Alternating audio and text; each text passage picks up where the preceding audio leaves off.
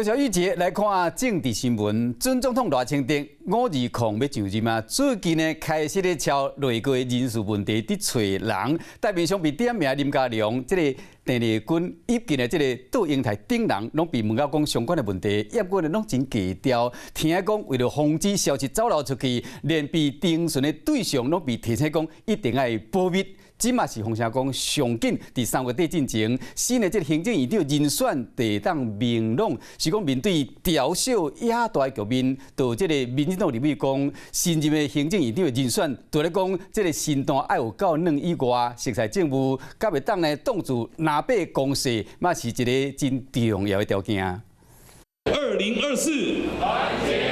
总统大选的时，爱赖清德亲身公布团队的干部，当选了后，包括当时的总协调林佳龙、总督导杜英海，和国政顾问团调集前郑丽君，将做第一位行政院长人选的声势拢真悬。不过，不管安怎问，那我并不了解赖主席的人事的布局。几位人选的态度拢点点，就惊出头升格，所以传出防定调对象拢防提醒，必须点点点。这个人选上紧可能伫咧3月底进前。 知，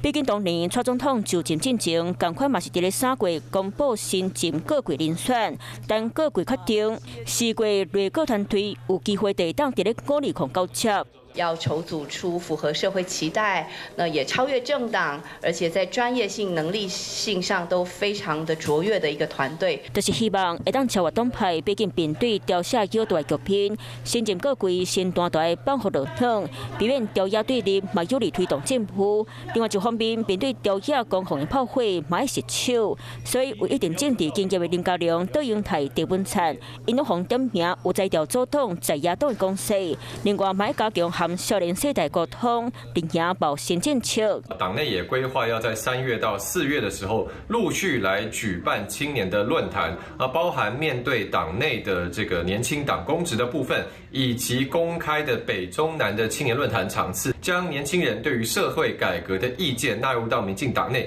3月开始，规个2大论坛主题包括健康台湾、医疗长照政策、和投资未来世代、深化和青年沟通，由郑丽君 担任调集前，无论敢会立家，伫咧赖清德时代，竞选时的重要成员，拢会争做真重要的角色。Hello， 我是林仙怡。想要抢先掌握最及时的新闻资讯吗？赶快订阅、按赞、开启小铃铛，锁定华视新闻 YouTube 频道。